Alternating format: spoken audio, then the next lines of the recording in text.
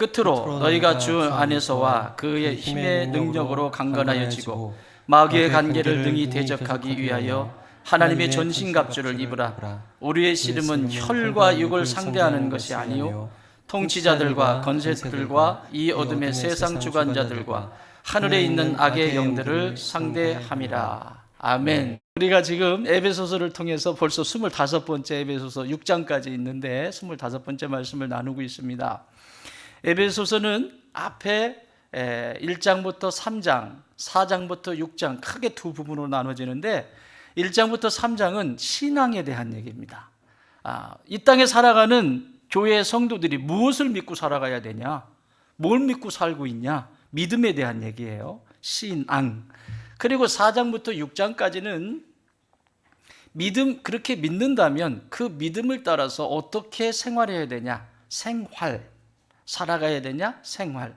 그래서 에베소서, 우리가 지금 보고 있는 에베소서는 탁 요약하면 신앙, 생활.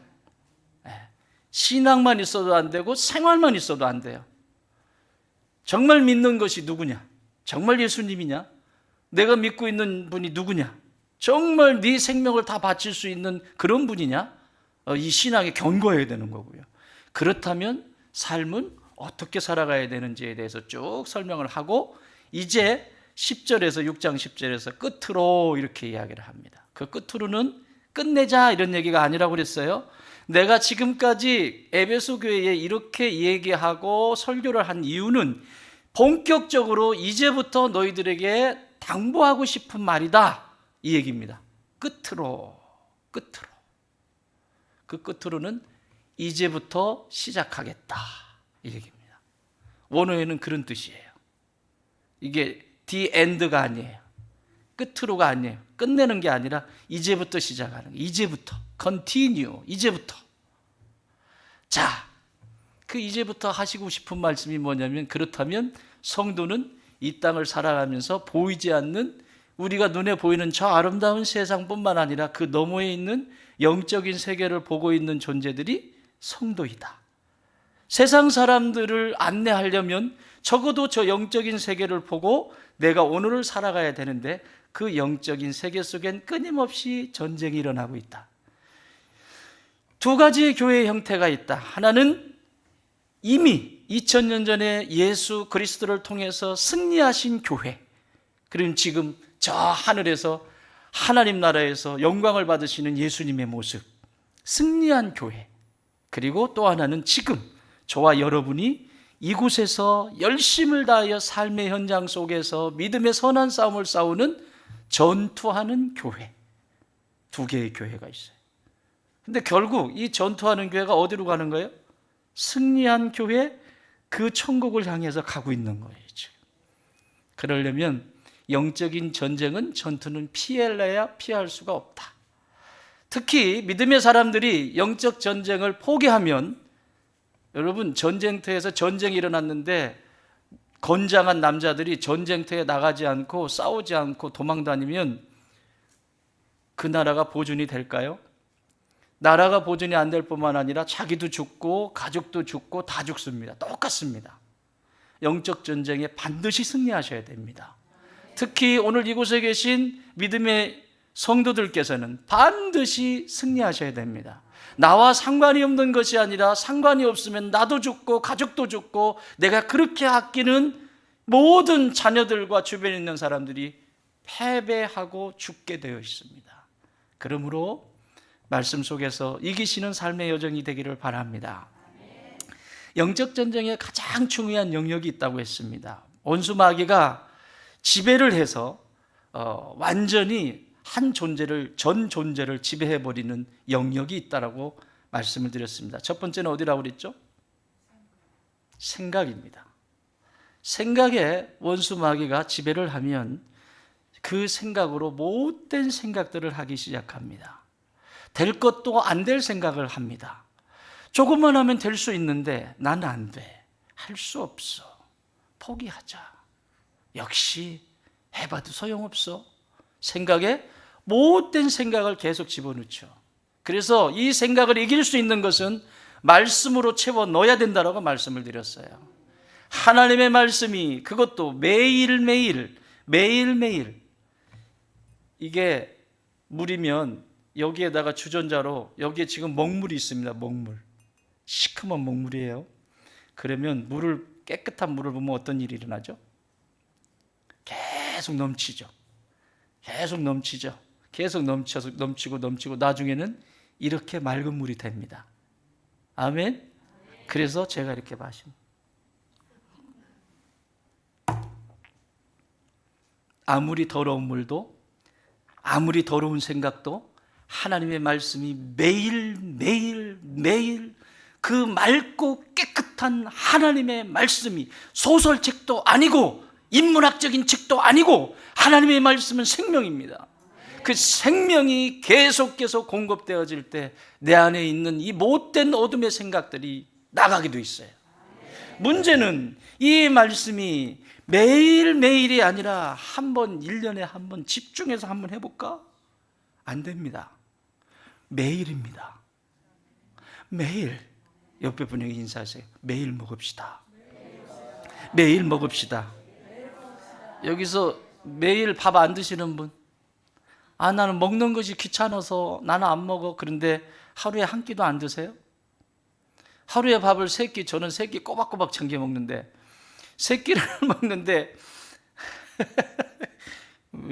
왜 이방인처럼 그렇게 보세요? 3끼 먹는다는데 요즘 3끼 먹으면 큰일 나나요? 밥은 3끼 챙겨 먹는데 말씀은 그렇게 먹지 않는다면 문제가 있는 거예요. 그래서 원수 마귀가 생각을 지배합니다. 생각을 이길 수 있는 것은 생명의 말씀밖에 없습니다. 두 번째 공격지는 마음입니다. 생각은 마음으로 내려가서 마음을 지배하기 시작합니다. 마음에 오랫동안 머물러 있으면 그 마음 속에 있는 그것은 내 삶의 태도를 만들어냅니다. 그것이 내 행동을 만들어냅니다. 마음이라고 하는 공간 또한 내가 쓸 수도 있고 사탄이 쓸 수도 있고 성령께서 쓰실 수 있어요. 누가 지배하셔야 된다? 마음은 성령께서 지배하셔야 된다. 사랑하는 여러분, 성령님과 친하게 지내세요. 길 가실 때에도 성령님과 친하게 지내세요. 기도는 물론 이렇게 정해놓으시고 이곳에서 앉으셔서 기도하시는 것 필요합니다. 정해놓고 하는 기도 틀림없이 필요합니다. 그러나 성령님과 교제하는 것은 평상시에 길을 가든지 운전을 하든지 어느 곳에 있든지 요리를 하든지 늘 대화하는 거예요. 저희 집에는 아침이 되면 시끄럽습니다. 왜냐하면 요리하면서 음정 박자 다 틀리는데 찬양 소리가 막 여기서, 그런데 이쁩니다. 그 찬양 소리가 그냥 막 그 요리 아침에 음식 하잖아요. 음식 하면서 그래. 자, 성령님과 함께 한다는 것은 이런 겁니다. 전화기들 있으시죠? 쉽게 가르쳐 드릴게요. 전화기 줘보세요. 쉽게 가르쳐 드릴게요. 네. 제가 내려가요?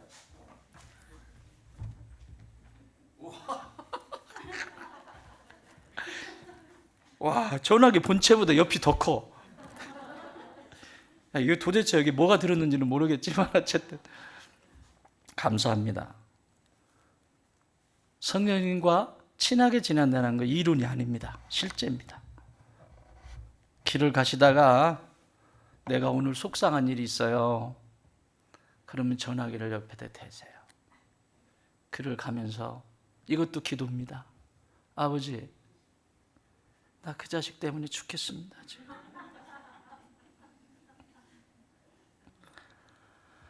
오늘 날은 이렇게 맑은데 왜 내 마음은 이렇게 맑지가 않을까요, 아버지?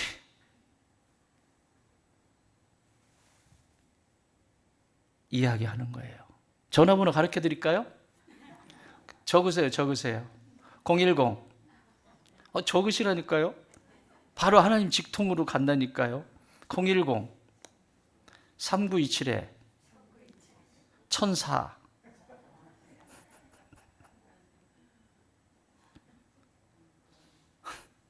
3927은 구약 39권, 신약 27권.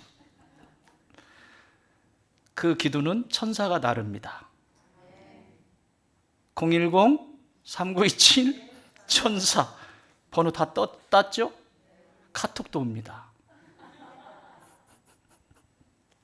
이따 가져가세요. 이따 가져가세요. 이따 안 떼먹어요. 내 마음에 성령님이 다스리게 한다는 거 하는 것은 그냥 어떤 이론이 아니에요. 성령님은 어느 곳에나 계세요. 부활하신 예수님의 영이시요 아버지의 영이시요, 그 영은 내가 어느 곳에 있든지, 내가 위험에 처해 있을 때든지, 내가 행복해서 웃고 있을 때든지 어느 곳에나 계신 분이세요. 문제는 내가 찾질 않아요. 그분을 자꾸 찾아야 내 마음에 그분이 주인이 되시는 거예요. 자, 전화번호 010-3927-1004 잊지 마세요. 번호 다 따고 입력해 놓으시고, 예, 이름은 하나님 이렇게, 아니다, 성령님 이렇게 써 놓으세요. 기쁠 때도 전화하세요. 아버지, 그렇게 오랫동안 내가 고민하고 아파했는데 이 문제가 기분이 너무 좋아. 힘들 때도 전화하세요. 그래서 복음성가가 나왔잖아요. 무조건이야. 언제나 내가 전화하면 기다리고 계시는 분, 내가 내 입술을 열 때 기다리고 계시는 분, 그분이 성령님이세요. 그분이 내 마음을 꽉 채울 때 역사가 일어납니다. 이게 축복입니다. 지난 시간까지 우리가 이 마음에 대해서 다룬 거예요. 오늘은 입술에 대해서, 말에 대한 얘기입니다. 원수 마귀는 우리가 무슨 말을 하는지를 지켜보고 있습니다. 우리 시와 그림의 김성성 목사님이 부른 찬양 중에 역전되리라라고 하는 찬양이 있습니다. 그 찬양에 보면 마귀는 내 입을 주목하고 있다. 내 입술을 지켜보고 있다.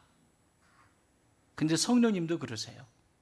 마귀가 내가 힘들고 어려울 때, 정말 바닥을 치는 인생 그렇게 있을 때 마귀란 놈이 이러고 쳐다보고, 이제 나올 때가 됐는데, 이제 뭔가 나올 때가 됐는데, 왜 그렇지? 나올 때가 됐는데 밖에서 기다립니다. 그때 불평이 쏟아질 때 이 불평은 원수 마귀와 라인이 딱 맞는 코드입니다. 그래서 말을 하기 전까지는 마귀가 터치할 수가 없어요. 근데 그게 입술로 나갈 때 딱 연결이 됩니다. 쭉 들어갑니다. 나를 지배해버립니다. 말은 관계를 또한 형성합니다. 다음에 보게 될 관계는 이 말의 영향을 받습니다. 여러분 주변에 말 잘하는 사람들 있잖아요. 편안하게 하고. 그런 사람들 만나면 어때요? 계속 있고 싶죠. 차도 더 마시고 싶고, 없는 과일도 더 가지고 와서 과일도 먹고 막 하면서 가지 마, 더 있다 가. 그런데 그냥 말 한마디 하면 불편해요. 다 끝나셨어요? 가시죠? 끝. 이게 말입니다. 자, 오늘 말에 대해서 살펴보려고 합니다. 우리의 혈과 육은 이 생각과 마음의 지배를 받고, 그 혈과 육을 통해서 입술의 말은 사람을 힘들게 합니다. 서양 속담에 마음에서 나온 말은 마음으로 돌아간다라고 하는 속담이 있습니다. 어디서 나온 말? 마음에서 나온 말은 마음으로 돌아간다. 자, 내가 선한 말을 했어요. 누군가를 살리는 말을 했어요. 그러면 다시 돌아와서 나의 마음에 들어와서 나를 더 풍요롭게 해요. 그런데 반대로 내 안에서 악한 말을 했어요. 그러면 그것은 없어지지 않고 다시 악하게 들어와서 나를 더 악하게 만들어요. 정확한 표현입니다. 우리 속담에는 뭐가 있죠? 말 한마디로 천냥빚을 갚는다. 그 말 한마디가 얼마나 중요한지 몰라요. 똑같은 말도 어떻게 하느냐에 따라서 그 결과는 상상 이상으로 달라집니다. 말씀을 준비하면서 도서를 쇼핑하면서 아주 딱 한눈에 들어온 책을 하나 발견을 했습니다. 책 제목은 말그릇. 말그릇. 읽어보셨습니까? 우리 도서관에 있습니다. 말그릇. 그래서 책 제목이 제 안에 크게 와닿아서, 말그릇? 와, 말을 담는 그릇? 홀스가 아니에요. 말을 담는 그릇. 그래서 읽어보고 싶었어요. 그래서 쭉 읽기 시작했어요. 이 책을 쓰신 분은 코칭 심리학자인 김윤나 박사입니다. 이분의 삶은 어린 시절에 부모님이 이혼을 하시고 불화가 있었겠죠. 너무 많이 불화가 있었겠죠. 그러니까 자기가 들은 말이 좋은 말들이 아닌 거예요. 안 되겠다. 나를 이대로 살게 해서는 안 되겠다 싶어서 자신이 자기를 보기 시작하고 심리학을 공부하게 된 계기가 됩니다. 그래서 지금도 제가 모르겠는데 이분 크리스찬이 아닌가 싶어요. 책 제목이 말그릇이야. 말그릇은 잠언서에 나오죠. 은쟁반에 뭐?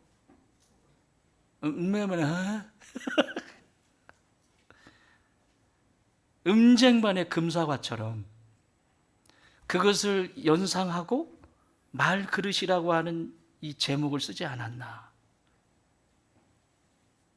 크리스찬일 겁니다. 예수님이 이렇게 위대하세요. 한 사람을 바꾸시잖아요. 그래서 지금도 이 말 한마디가 얼마나 중요한지에 대해서 세상에 사람들에게 알리고 싶은 거예요. 그래서 그것을 책으로 쓰고 보급하고 강의도 하고 막 이렇게 하는 것 같아요. 저는 이제 알게 됐어요. 어쨌든 이분이 표현한 이 말그릇은 오늘 우리가 살아가는 지금 여기도 매우 중요하다. 신앙의 자리에도. 이분은 이렇습니다. 이 말이 얼마나 이쁜지, 이쁘게 하는 것이 얼마나 중요한지, 음식을 어떤 그릇에 담아 먹느냐에 따라서 맛이 달라지는 것처럼 말을 담는 그릇도 예쁜 그릇이 있다는 것이 중요하죠. 여러분 음식 드실 때 대충 드세요? 예쁜 그릇에 담아서 드시면 기분이 좋잖아요. 그렇지 않아요? 똑같은 음식인데 저기 배달 음식도 그냥 플라스틱에다 그냥 먹는 거 하고 내가 요리한 것처럼 이쁜 접시다가 자지런히 놓아가지고 드시는 거하고 같아요? 귀찮으니까 그냥 그릇에다 안 하고 그냥 드시고 끝나는 거지. 달라요. 우리 교회에도 성령님들 중에는 참 말 그릇이 아주 예쁜 분들이 3사람이 있습니다. 혹시 내가 3사람 속에 들어가는 거겠지? 우리 교회에 말그릇이 깨져 있고 금이난 그릇을 가진 분도 3사람이 있습니다. 혹시 나는 아니겠지?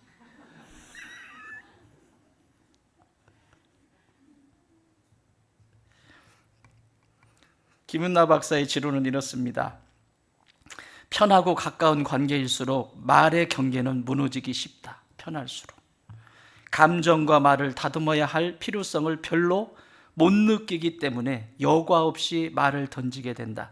하지만 안타깝게도 이러한 관계 속에서 생긴 말의 상처야말로 가장 깊은 상처를 남긴다. 정작 그 말을 내뱉었던 사람은 금세 잊어버리고 돌아서지만 그 말을 들었던 사람은 시간이 흘러서도 잊지 못한다. 그 한마디가 그의 인생에 깊이 뿌리를 내리고 오래도록 흔적을 남긴다. 그래서 어릴 때 부모님의 날카롭고 무심한 말에 아파했던 사람일수록 오히려 자신의 아이에게 그 패턴을 반복할 확률이 높다. 본인이 체험한 거예요. 본인이 그런 가정에서 자라오면서 그래서 공부를 늦게 한 거죠. 이대로는 안 되겠다. 내가 내 자녀들에게 하는 것도 그렇고 이 인식이라는 게 이렇게 중요합니다. 인식되지 않으면 아무것도 할 수가 없어요. 혹시 이 글을 읽으시면서 들으시면서 불현듯 떠오르는 한 사람이 있습니까? 그게 나입니까? 혹은 여러분의 자녀입니까? 오늘 이 시간에는 이것을 좀 생각해 볼 수 있는 귀한 시간이 되었으면 좋겠습니다. 저와 여러분의 말그릇, 오늘 말씀을 통해서 예쁘게 만들어졌으면 좋겠습니다. 그래서 원수 마귀에게 농락당하는 삶을 살지 않았으면 좋겠습니다. 하나님은 말씀이십니다. 우리 하나님의 말그릇은 그렇다면 어떠하셨을까요? 우리 하나님의 말씀의 그릇은 어떠하셨을까요? 최초의 하나님이 성경에 말씀으로 등장하는 장면은 창세기 1장 3절입니다. 뭐죠? 빛이 있으라. 첫 번째 말씀입니다. 하나님의 말씀, 처음 말씀, 빛이 있으라. 이 빛은 우리가 보는 이런 태양이 아닙니다.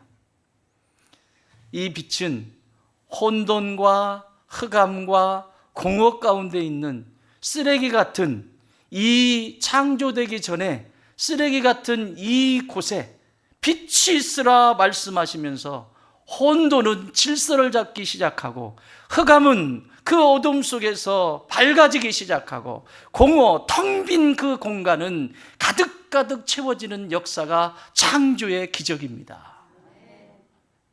빛이 있으라.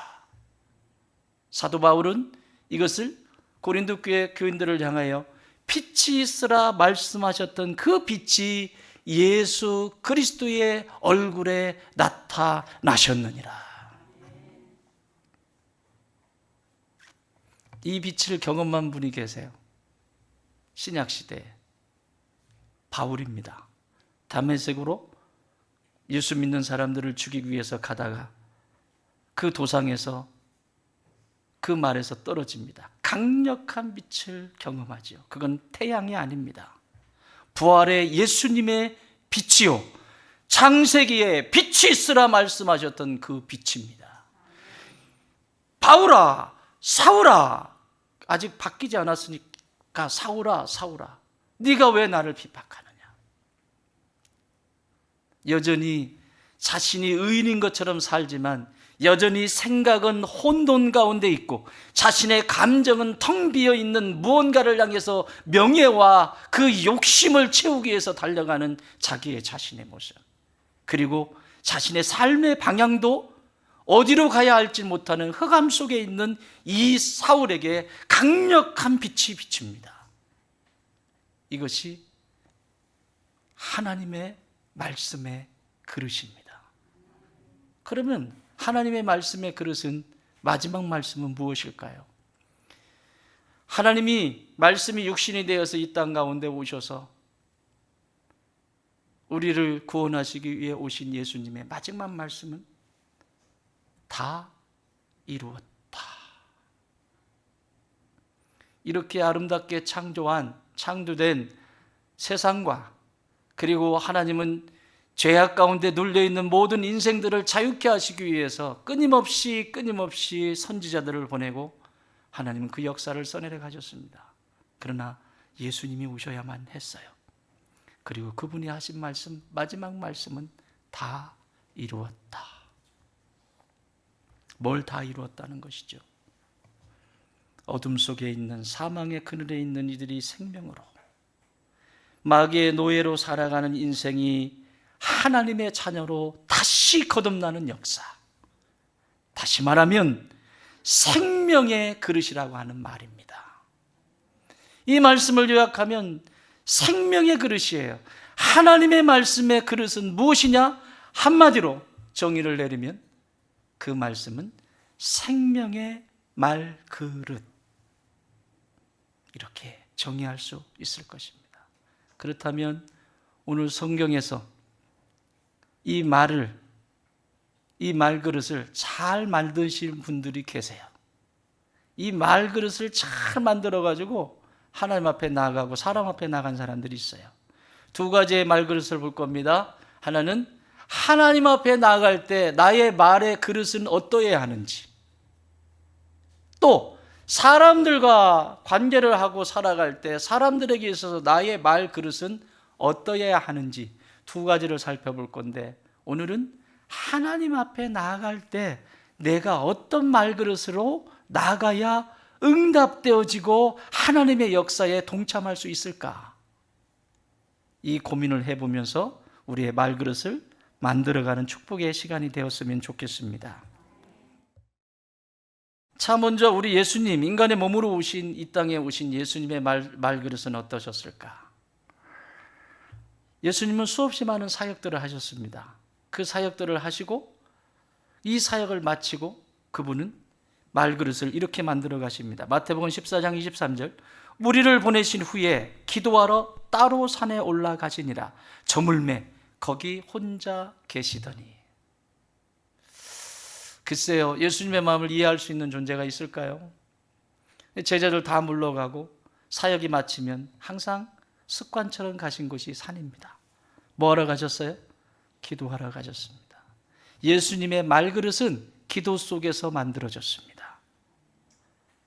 예수님의 말그릇은 하나님 아버지와의 그 깊은 관계, 그 기도 속에서 만들어졌다라고 하는 사실을 믿으셔야 합니다. 사랑하는 여러분, 왜 이 세상이 시끄러울까요? 왜 교회들이 왜 시끄럽게 그렇게 고요하게 평안하게 든든하게 세워져 가도 이 시대에 될까 말까 한 시대인데, 원수마귀는 어떻게 해서든지 무너뜨리는 것이 작전인데 왜 시끄러울까요? 따라해 보실래요? 하늘을 향해서 입을 열면 땅에서는 할 말이 없다. 땅에서 할 말이 많으면 하늘을 향해서 할 말이 없다. 이 원칙입니다. 내가 하나님 앞에 나아가 기도하지만 그 기도가 어떤 기도인지를 오늘 그 다음에 우리가 말씀을 통해서 나눠볼 것입니다. 하나님 앞에 나가긴 하는데 그것이 정말 아뢰는데 그것이 뭐냐는 얘기죠. 내가 하나님을 향해서 내가 죽고 하나님이 그 안에서 역사하시도록 내놓는 그 삶 속에서 내가 이 땅에서 할 말이 사라지게 되는데, 이 땅에서 여전히 할 말이 많다는 것은 하나님과 진지하게 만나본 적이 없어요. 그래서 할 말이 많은 거예요. 아이들 얘기를 들어보세요. 아이들이 뭐라고 종알대잖아요. 그러면 인내가 있으신 부모님들은 끝까지 듣잖아요. 그랬어? 그랬구나. 그랬구나. 듣다 보면 애들이 할 얘기 다 했죠.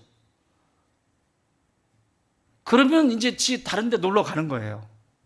그런데 어떻게 해요? 할 얘기 하고 있는데 바빠. 밥 해야 돼. 저리 가.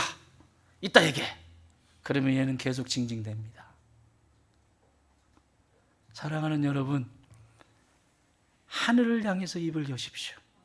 이게 예수님의 법칙이에요. 두 번째, 죄인 앞에서의 말그릇입니다. 예수님의 죄인 앞에서 어떻게 그릇을 사용하시는지.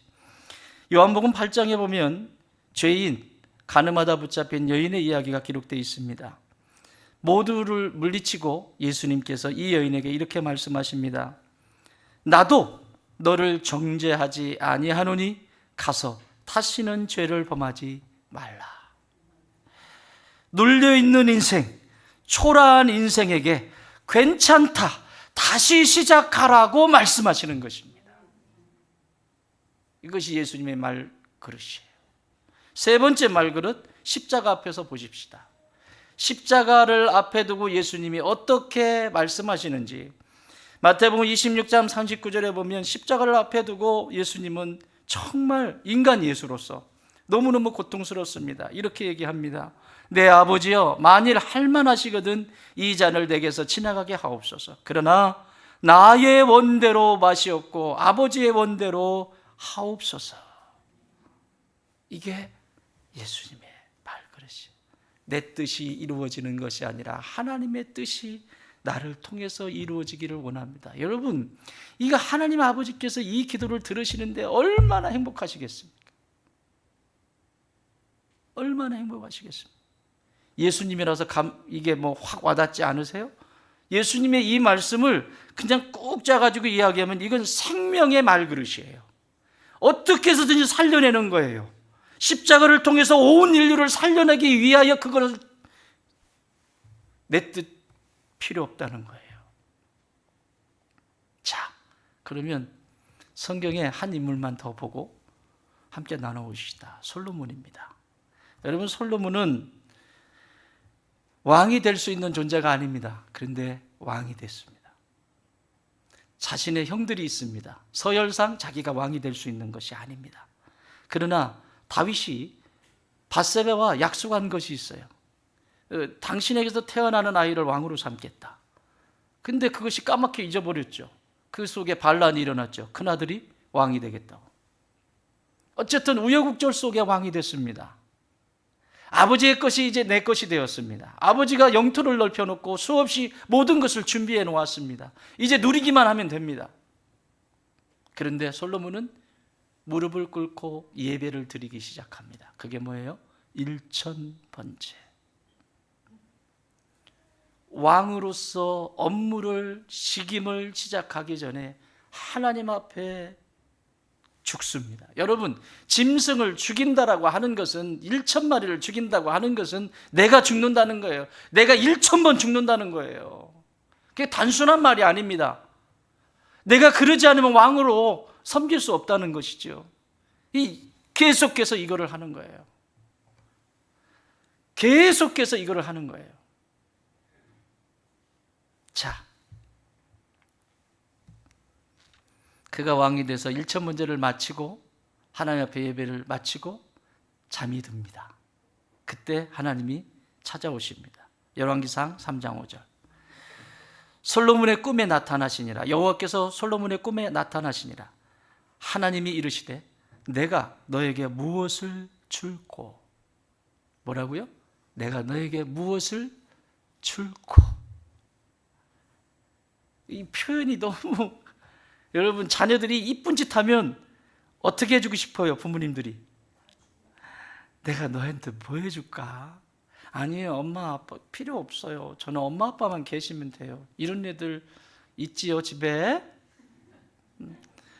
저는 필요 없어요. 그냥 엄마 아빠만 계시면 돼요. 엄마 아빠만 건강하시고요. 엄마 아빠만 행복하시면 돼요. 저는 그것이 기쁨이에요. 이런 애 있으면 어떻게 하실래요? 뭐 필요하니? 아들아, 딸아, 뭐 필요하니? 지금 이런 표현이에요. 하나님이 하신.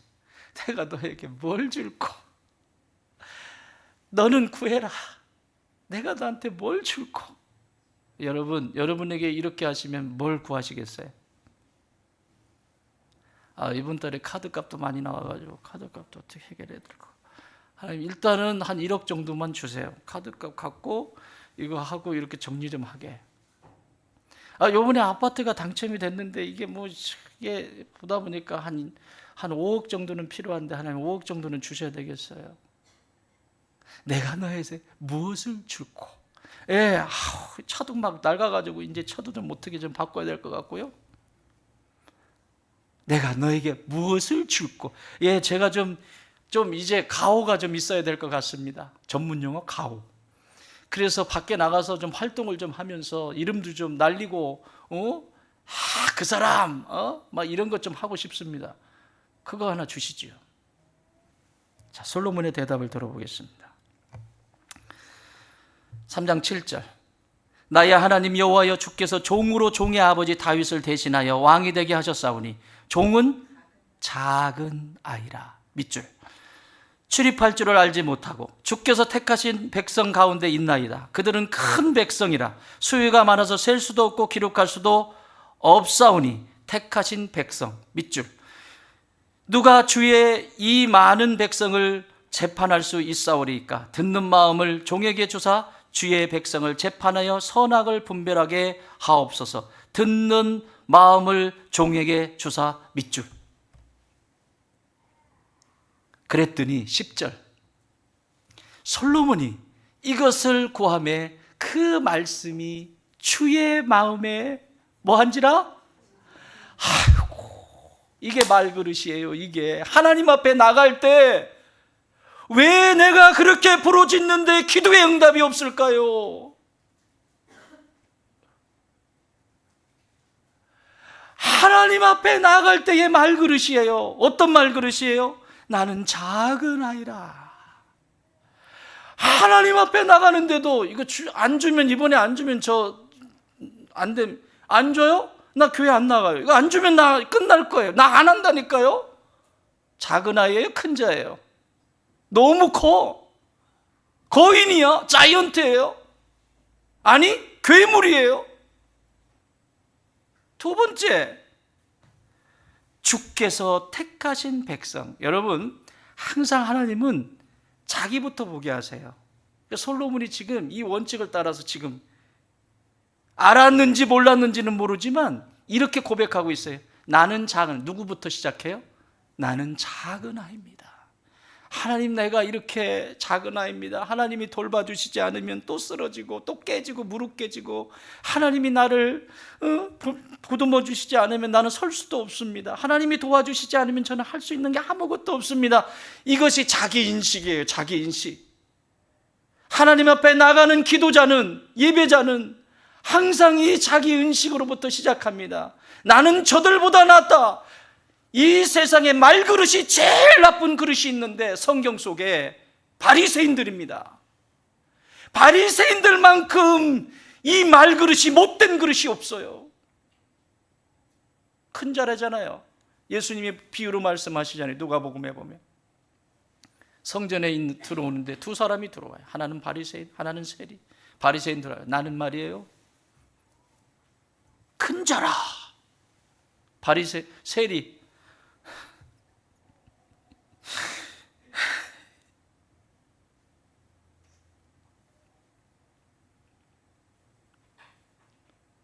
오늘 여러분 가운데 세리의 마음이 있습니까?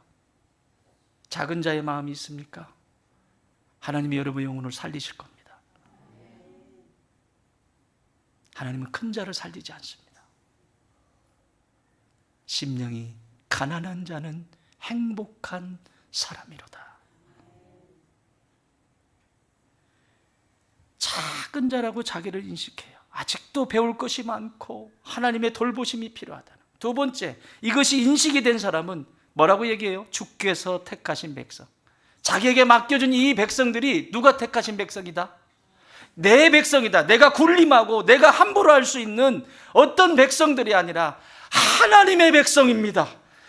하나님의 백성입니다. 존중하는 마음이에요. 하나님의 백성이기 때문에, 하나님의 형상이 있기 때문에 섬기기를 원합니다. 세상에 나가면 저 사람은 절에 다니는데 불교인인데, 저 사람은 이슬람교인인데, 그게 왜 중요해요? 하나님의 사람에게 종교가 왜 중요합니까? 기독교는 종교가 아니에요. 마땅히 모든 인생들이 가야 할 길이에요. 그러면 그 길이 아닌 곳으로 가는 이들을 하나님께로 인도해야 되는 건 당연한 거 아닙니까? 나는 교회 다니니까 천국 가고 쟤네들은 저렇게 하니까 지옥 갈. 하나님이 들으시면 통탄할 일입니다. 통탄한 일.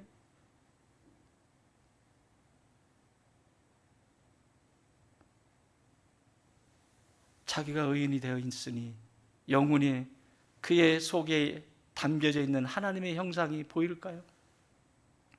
이 세상의 모든 사람들 안에는 하나님의 형상이 담겨져 있습니다. 지금 거짓에게 끌려서 따라다닐 뿐입니다. 구원해내야죠. 세 번째, 듣는 마음을 종에게 주사. 뭐라고요? 세 번째, 이제 하나님 앞에 나가는 거예요. 이제 나는 작은 아이라, 저들을 볼 때는, 타인을 볼 때는 주께서 택하신 하나님의 형상을 가진 존재예요. 이제 하나님의 음성을 들을 수 있고 백성들의 마음을 들을 수 있는 길을 열어주십시오. 여리고성의 하나님의 작전 첫 번째, 금요일날 말씀 나눴죠. 여리고성을 무너뜨리는데 하나님의 작전 첫 번째, 작전 명령 첫 번째, 스텝 1 뭐죠? 시작. 뭐라고? 시작. 들어라. 여호와께서 여호수아는 백성들에게, 여리고는 그렇게 시작이 되는 거예요. 무너뜨리는 것은 사람의 힘으로 하는 것이 아닙니다. 여호와께서 여호수아에게 말씀하셨을 때 여호수아는 그대로 받아서 그것을 또 백성들에게, 여호수아가 백성들에게 전했을 때 백성들은 또 그것을 그대로 받아서 시작이 되는 거예요. 솔로몬은 이걸 들을 수 있는 길을 달라고 기도하고 있습니다. 얼마나 이 그릇이 이뻐요. 하나님 앞에서 하나님이 보니 얼마나 이뻐요. 여러분 이것만 봐도 이쁘지 않아요? 여러분이 하나님 잠깐 시켜드릴게.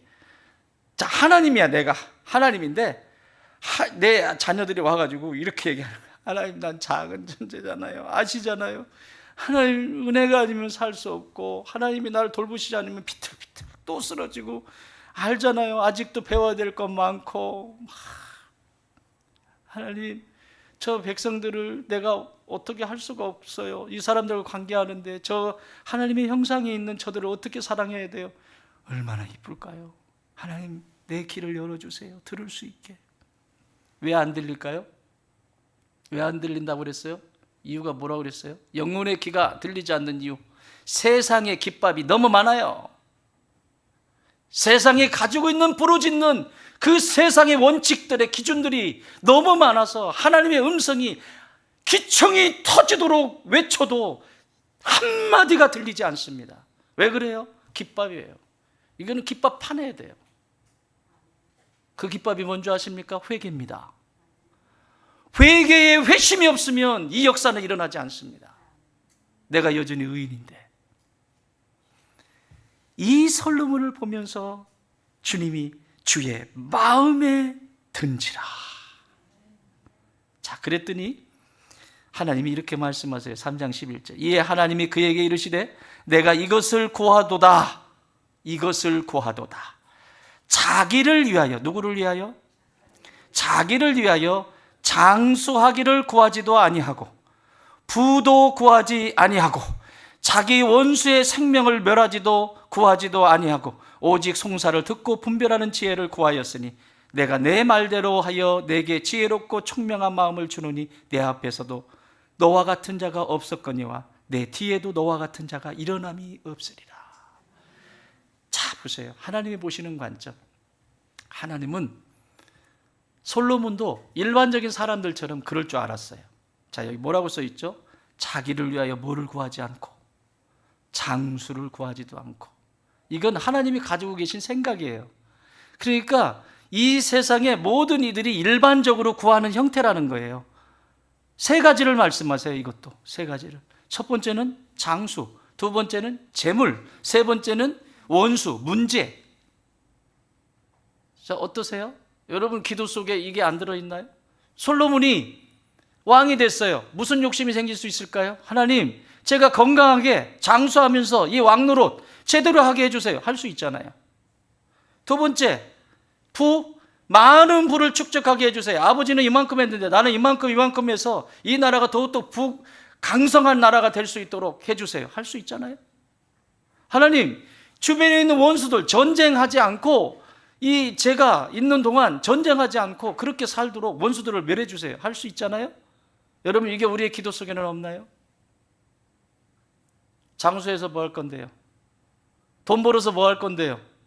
원수의 세력이, 문제들이 내 살면서 신앙생활에는 문제가 하나도 없기를 원하는데 문제 없는 인생 있나요? 이거 얘기합니다. 이게 일반적인 사람들이 가지고 있는 생각이라는 것입니다. 그런데 솔로몬은 그걸 구하지 않았대. 그런데 이 말그릇이, 하나님 앞에 나가는 이 말그릇이 얼마나 이쁜지 몰라요. 하나님은 우리의 뻔한 기도를 들으시는 것이 아닙니다. 진심 어린 기도를 들으십니다. 장수하는 것보다 더 중요한 것은 어떻게 사느냐가 중요한 것입니다. 재물을 많이 갖는 것보다 더 중요한 것은 그 재물을 어디에 어떻게 사용할 것이냐가 중요합니다. 원수와 같은 문제를 없애달라고 하는 것보다 더 중요한 것은 내가 하나님의 원수로 살아가고 있지는 않는가, 그 고백을 듣고 싶으세요. 근데 이게 얼마나 많은 줄 아십니까? 이 얘기를 하고 마무리하려고 합니다. 다윗이 왕이 되기 전에 골리앗을 쓰러뜨렸다는 그것 때문에 사울이 시기 질투가 들어와서 다윗을 죽이려고 쫓아다닙니다. 세상에 지긋지긋합니다. 10년 동안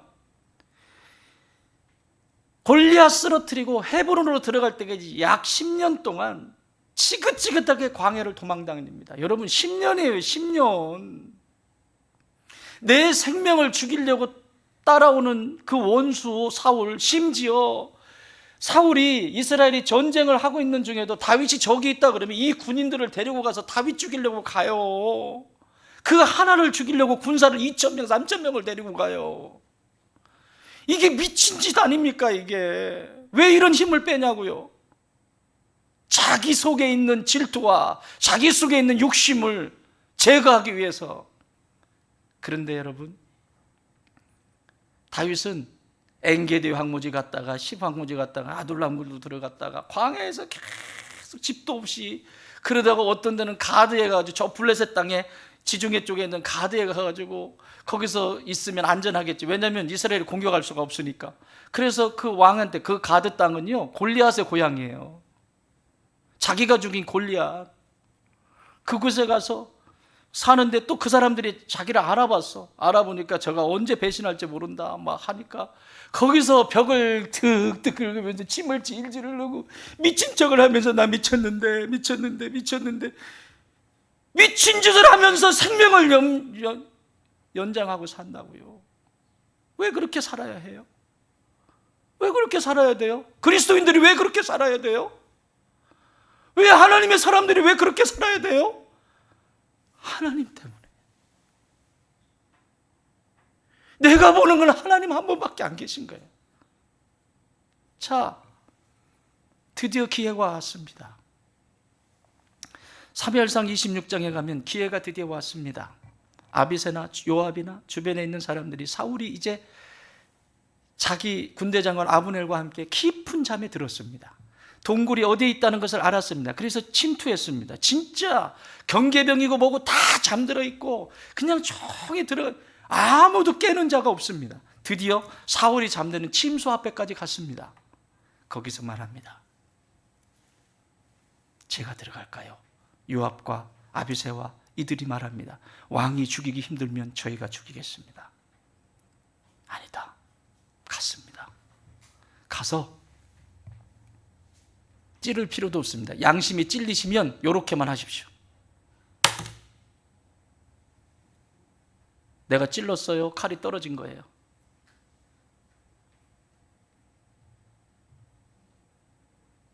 이렇게만 하면 됩니다 라고까지 합니다. 그런데 그곳에 가서 가슴을 찢으면서 사울이 쓰는 물병하고 주변에 있는 그거, 사울이 지니고 있던 거 그거 가지고 몰래 나오면서 그때 뭐라고 얘기를 하냐면, 사무엘상 26장 11절 내가 손을 들어 여호와의 기름 부음 받은 자를 치는 것을 여호와께서 금하시나니 너는 그의 머리 곁에 있는 창과 물병만 가지고 가자. 뭐라고요? 여러분, 사울이 괜찮아서 그렇습니까? 여호와께서 그를 기름 부으셨다는 거예요. 왕으로 기름 부으셨다는 거예요. 누가? 주체가 누구예요? 하나님이 기름 부으신 그 자를 내가 판단할 수 없다는 것입니다. 나는 오늘 이 지긋지긋한 원수를 끊어낼 수 있어요. 여러분, 우리가 기도할 때 이 문제 사라지게 해주세요. 저 인간만 없으면 나 살 것 같아요. 이 문제만 없으면 내가 살 것 같아요. 외치지만 다윗만큼 이 정도입니까? 나는 사느냐 죽느냐인데 지금 목숨이 위태로운데 내가 오늘 이거 그렇게 놓기만 하면 이 사람은 그냥, 나는 지긋지긋한 것을 끊어버릴 수 있습니다. 오늘 이 시대에 너무 쉬운 생각들을 해요. 살다 보면 별의별 일 다 있죠. 그런데 그걸 넘어선 그 다음에 모든 것은 추억이 되잖아요. 그런데 힘들다고 너 갈 길 가, 내 갈 길 갈게, 계속 이런 짓만 합니다. 그것도 믿음의 사람들이. 아니요, 더 힘든 길을 선택하는 겁니다.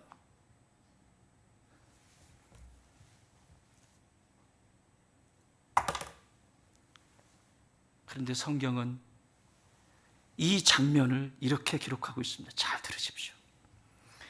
26장 12절 다윗이 사울의 머리 곁에서 창과 물병을 가지고 떠나가되 아무도 보거나 눈치채지 못하고 깨어있는 사람도 없었으니 이는, 잘 들으십시오, 여호와께서 그들을 깊이 잠들게 하셨으므로 그들이 다 잠들어 있었기 때문이었더라. 사랑하는 여러분, 만약에 다윗이 이렇게 했다면 다윗은 왕으로서 하나님이 내치셨습니다. 이 모든 세팅을 하나님이 하신 거예요. 다윗이 어떻게 판단하는지, 어떤 말그릇을 가지고 어떻게 하나님 앞에 나아가는지 그것을 지금 보고 계신 거예요. 사랑하는 여러분, 우리의 삶 속에 지치고 힘든 상황들이 있지만 믿음으로 선포하십시오. 하나님, 이것이 하나님이 세팅하신 것이라면 하나님께서 세계를 열어주실 것을 믿습니다. 주님, 저에게 지혜를 주십시오. 하나님, 끝까지 이 원수를 멸하달라고 하기 전에 내 안에 있는 이 사울을 보게 하여 주시옵소서. 다윗은 그 상황 속에서 내 속에서 사울처럼 잔인한 자기의 모습을 철저하게 봅니다. 나는 괜찮은 줄 알았는데 그 속에 사울을 죽이려고 하는 살인적인 자기를 보고 사람을 이를 갈며 보지 않을 것처럼 하는 자기 자신을 뼈저리게 봅니다.